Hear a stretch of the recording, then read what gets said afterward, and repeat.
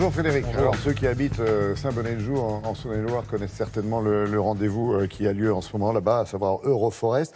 L'occasion pour nous de nous pencher justement et de découvrir un peu cet univers du bois et de la forêt en France, qui va pas si mal que ça. Non, alors c'est une ressource très importante, de plein de manières différentes, la forêt en France, aussi bien pour l'homme que pour la nature. Vous voyez ces infographies de l'Office national des forêts. D'abord pour la nature, les feuilles d'un arbre vont fertiliser le sol, c'est très important quand elles tombent à l'automne. Les branches sont un habitat pour les insectes, on parle beaucoup des abeilles, il y a aussi les oiseaux, des champignons, etc. Ça, c'est quand l'arbre est encore sur pied. Et puis, quand il n'est plus sur pied et qu'on le découpe, l'écorce du chêne-liège permet de fabriquer des bouchons, le bois de l'épicéa, des instruments de musique comme les violons. Ensuite, vous avez la tonnellerie, très important en France, le pays du vin. On fabrique des tonneaux, on fabrique des parquets, de la charpente, des emballages, c'est surtout les palettes, par exemple. Et puis, il y a le combustible pour les chutes de bois, pour la sciure. Ça aussi, ça revient, je vais en reparler. Tout ça se répartit à peu près équitablement. Vous voyez, 30% environ du bois français va dans la construction et l'ameublement, 30% dans le papier, la fabrication de papier et de carton, 25% dans le combustible et environ 15% dans l'emballage, donc les palettes, les caisses de transport.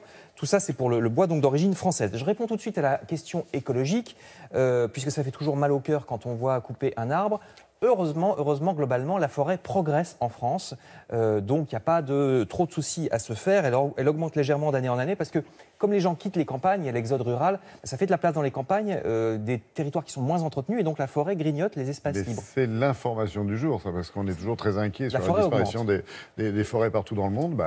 En France, c'est pas le cas. Alors attention, la forêt tropicale dans le monde, c'est pas du tout la même chose. Non, mais en France, elle augmente. Voyez cette carte des grandes régions forestières. La forêt n'est pas équitablement répartie, vous le voyez. Il y en a très peu en Bretagne ou dans le Nord et beaucoup plus dans le tiers, la bande est de la France, des Vosges au Jura. Et puis en Provence, il y avait aussi la Corse ou les Landes. C'est une filière qui représente plus de 400 000 emplois, le bois, et surtout ce sont des emplois d'ouvriers. Donc c'est bien parce qu'on manque d'emplois d'ouvriers depuis que les industries ont quitté la France dans les années 80, les grandes industries. Et le plus souvent, ça représente 80% de la production va rester en France parce qu'évidemment, quand vous achetez du bois de chauffage, vous l'achetez à la scierie du coin, vous n'allez pas l'acheter en Pologne. Donc c'est important.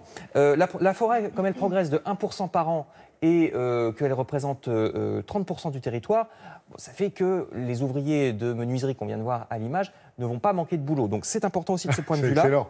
Pas manquer de boulot, pardon. Merci de l'avoir noté. Bon. Et justement, à propos du bois de chauffage, parce qu'on fait des meubles, mais vous êtes sûrement plus souvent confronté, si vous avez une cheminée, au bois de chauffage qu'aux meubles que vous n'achetez pas tous les jours.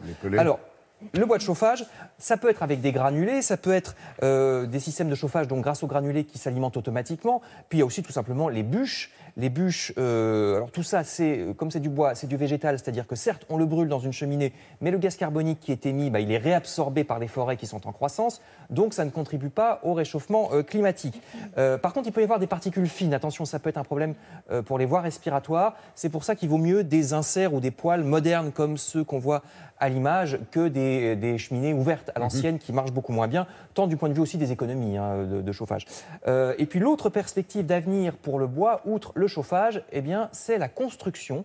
Parce qu'il n'y a pas que le mobilier, il y a la construction de maisons et d'immeubles. Là, on voit une maison style chalet, mais ça peut être des immeubles aussi beaucoup plus grands. On se rend compte qu'on peut construire assez haut avec du bois, que ça ne pose pas tellement de problèmes vis-à-vis de l'incendie, contrairement à ce qu'on pourrait croire. Et surtout, c'est important parce qu'on manque de sable sur les plages à cause de l'érosion pour faire du béton. Donc moins de béton, ça veut dire qu'on va peut-être utiliser davantage le bois pour construire des immeubles, même en ville. Je termine en vous disant que les essences d'arbres les plus fréquentes en France sont le chêne, le hêtre, le sapin et le châtaignier. Comme ça, vous savez tout. Être ou ne pas être. Merci beaucoup, Frédéric.